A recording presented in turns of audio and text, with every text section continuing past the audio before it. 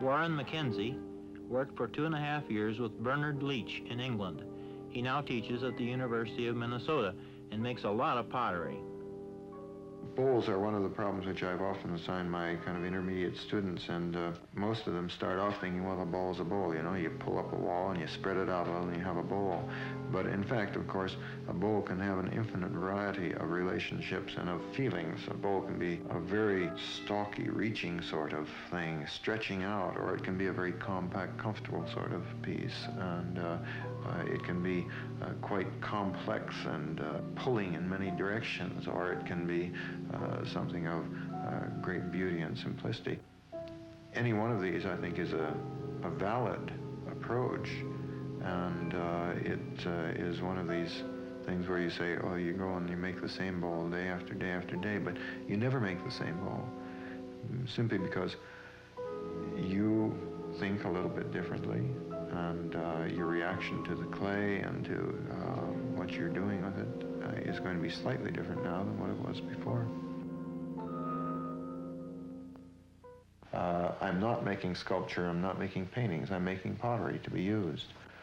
I think until a pot is used, is physically used in a home, it doesn't have any real meaning. Most of my pots are useful pots. In other words, cereal bowls, soup bowls, mugs, cups and saucers, teapots, and so on.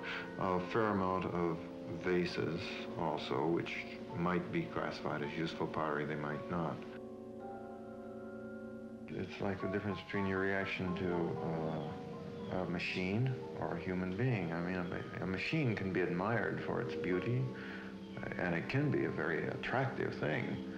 Mechanically, intellectually, it can be beautifully designed. It can be a marvelous relationship of forms, of motion, and everything else. But it's only with a human being who has a personality, and a personality which is perhaps not completely perceived at first meeting also, that you have a chance for a continued dialogue.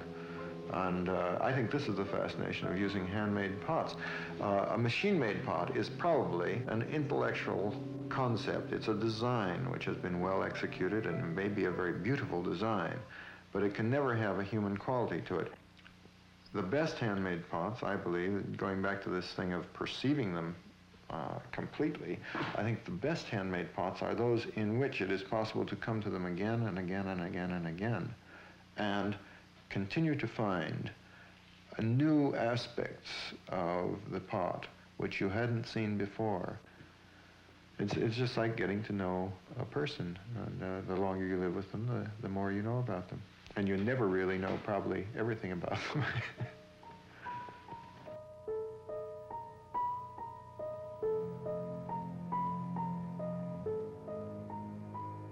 I would say that the idea would be that everything you do on the pot is done so deftly that it is not necessary that you redo or work over at all. If it's smothered, if it's hesitant, it's there to see.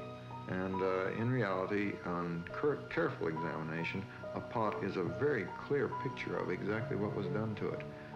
An astute student of pottery can tell an awful lot about the potter just by looking at his work, of course.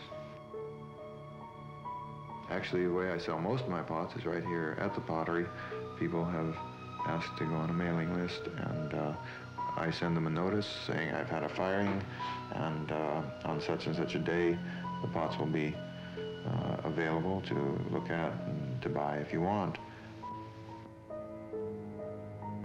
I managed to get rid of most of my pots. It's a bit of a madhouse sometimes early in the morning, but this is too bad. I often feel some people buy a pot not because they want the pot, but because there's certain competition. They don't want somebody else. But I hope that when they get them home, they'll like them anyway.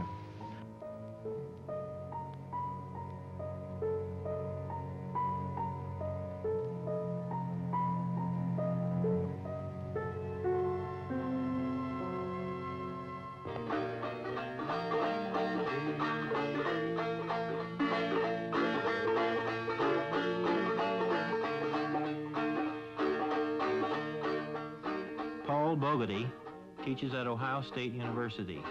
He has visited Japan, and the influence of calligraphy is evident in the sculptural finials on his lanterns.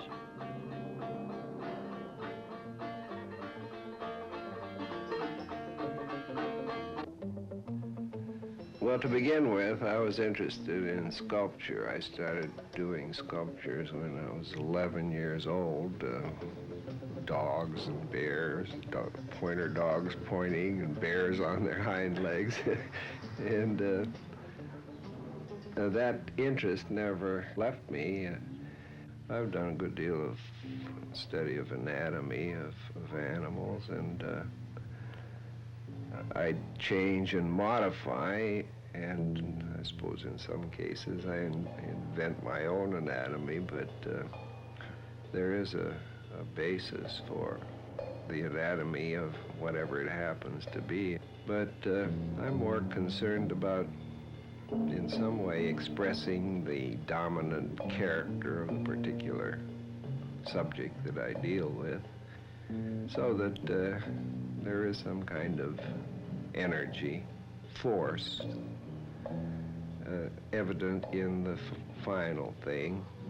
I've always been interested in nature, fish, birds, animals, and I feel that it's rather important that one does go back to nature to look, and in my case, this is where I get my primary motivation.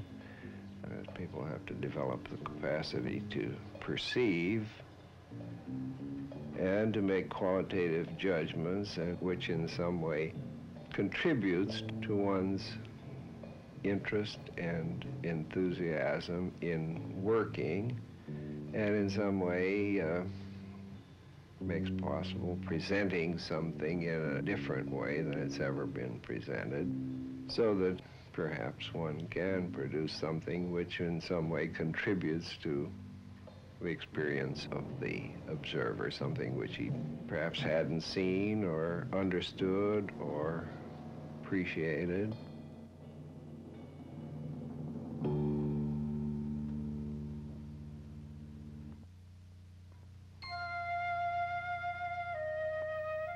This is the door to the studio of Toshiko Takaezu, who grew up in Hawaii, taught several years at the Cleveland Art Institute, and now lives in New Jersey.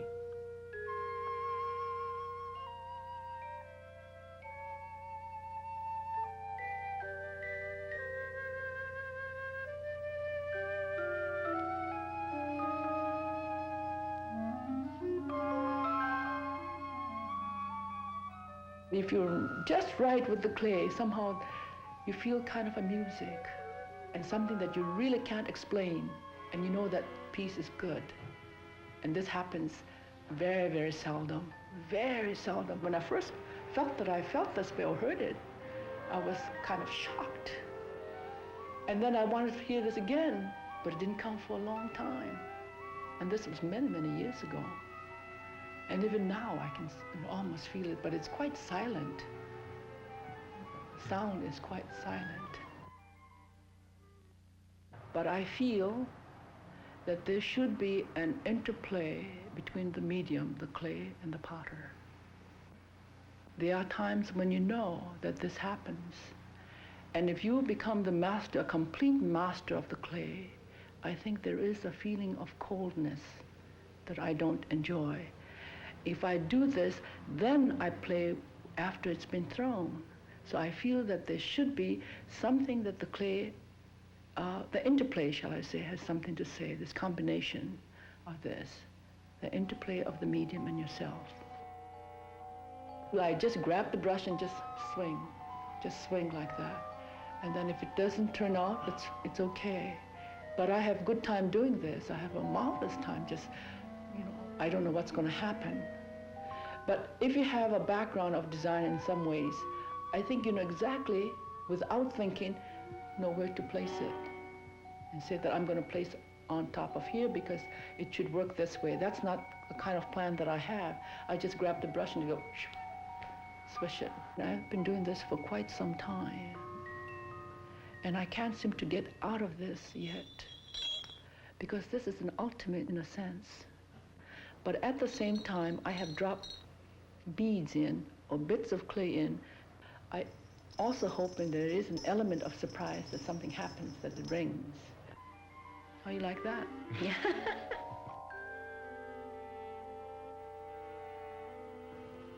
I have made square plates individually, but now it is becoming more or less a set. And then I glaze them all at once.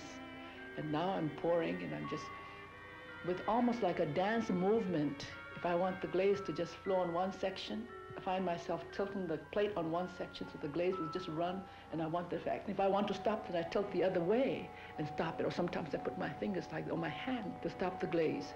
So it's not accident, really. You can almost calculate, how much of the glaze you want for the plate. I don't think that I'm trying to make landscape. That's not the idea. But I feel that it comes through as landscape, whether I have it in my mind or not. But I feel that if you enjoy something, like the landscape, the sunset, or whatever it is, that you don't do it directly and say that this is the landscape that I'm going to do, but it'll come out in some other way. But I'm always surprised when I find a landscape, really.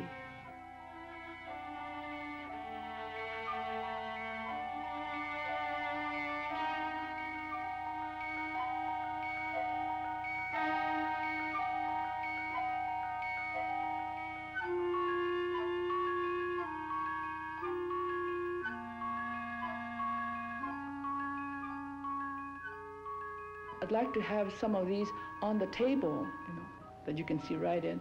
And also you can use them for dinner plates, or for salad plate, or anything you want to. So it has several different functions, and according to the individuals that should have them. You could put on the wall in sequence, and I try to number them. But if someone bought it, even I have it numbered, they may rearrange, which is up to them.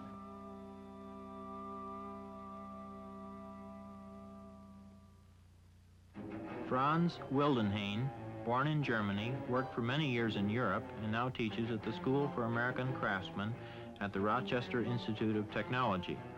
Recently, he has worked mainly on ceramic murals.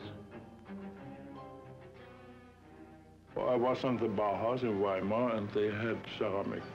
But they had kind of a workshop where you could work in any material, where you would try out wood or metal or clay, and I was attracted by clay. But the main thing was the ceramic workshop was 20 miles away from the school, and that was an old potter which was sitting there since generations, and he has his pottery there. This was the workshop of the Bauhaus.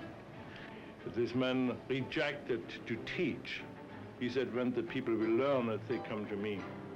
And Gropius agreed on this proposition. So the workshop was built where this man had this workshop.